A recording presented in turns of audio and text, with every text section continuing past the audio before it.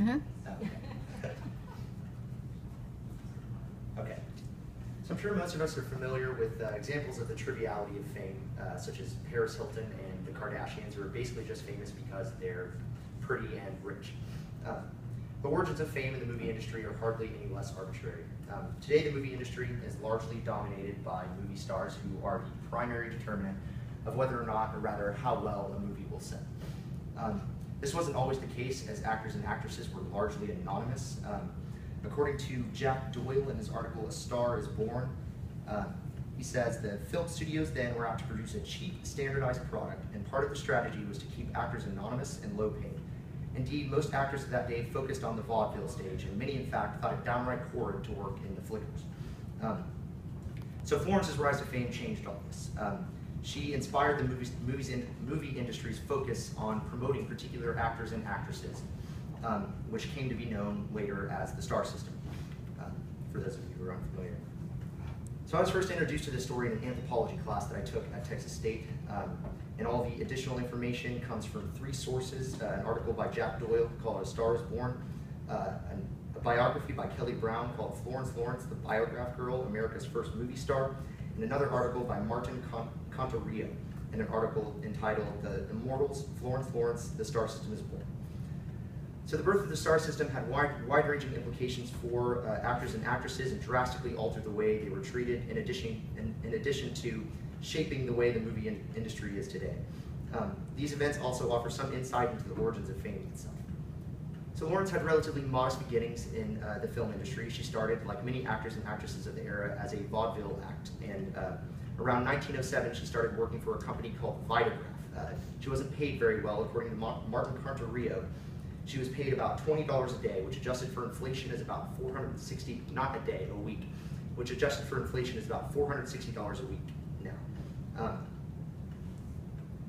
So she only worked for Vitagraph for about a year, and then she moved to Vitagraph around 1908, no, Biograph around 1908 from Vitagraph. There she made about $5 more per week, about $25 a week, which is about $640 today. So between Vitagraph and Biograph, she made approximately slightly over 100 short silent films. And though she was uncredited for her roles in all of them, she became relatively popular with the public. And since nobody knew her name, she was affectionately dubbed the Biograph Girl. Let's see. So her relative popularity eventually led to her being noticed by Carl Laemmle, and he recruited her to work for a studio that he just founded called Independent Moving Pictures. Laemmle would go on about 3 years later in 1913 to found Universal, which is still known today. So Laemmle is largely responsible for making Florence Lawrence famous, and he pulled one of the most, pulled a publicity stunt that has become relatively legendary in the movie industry today. And though Laemmle arranged it, according to Kelly Brown, the author of the biography, Florence did seem to recognize her own star power even before the publicity began. So what Laemmle did is he submitted a story anonymously to the newspapers declaring that Florence Lawrence had died in a car accident. And again, this is totally anonymous, nobody knew it was him.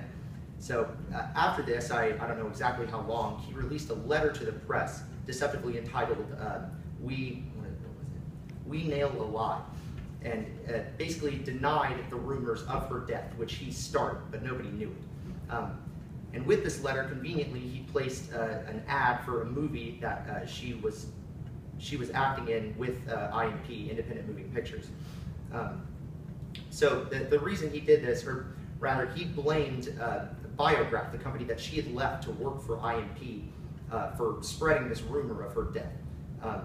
So shortly after this ruse, Laemmle arranged the first ever staged media appearance by a movie star featuring Lawrence. And by the time she got there, because of all the publicity surrounding this incident, she was basically already famous.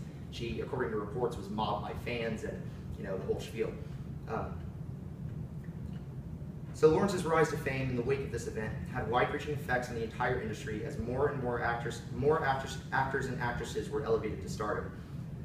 This had both positive and negative effects on the industry and stars. In Lawrence's case, after the incident, she was paid about 10 times more than she had ever made, about $500 a week, which is still not as much as stars are paid today, which adjusted for inflation is about $12,000 a week. She quickly faded into obscurity. She wasn't in the limelight for very long, and she committed suicide in the late 30s. So the lives of actors and actresses following the birth of the star system were also tightly controlled by the studios, despite the fact that they were making a lot more money. A relatively well-known example of this is Rock Hudson, who was starred in many romantic comedies in the 50s and 60s. He was gay, and he was basically contractually obligated to appear as if he was straight, so he maintained a bunch of sham relationships with women in order to promote his image as a sort of ladies' man in these romantic comedies. From its origins in film, the star system gradually began to creep into all aspects of American culture, including sports, music, you name it, but it started in the movie industry. The origins of the star system are seemingly arbitrary and more than a little strange. The concept of a movie star established by Lemuel and Lawrence forever changed the character of the film industry. And unfortunately today, movies are a little more than, today movie stars are some of the most highly paid people in the world, and movies have become little more than vehicles for producers to sell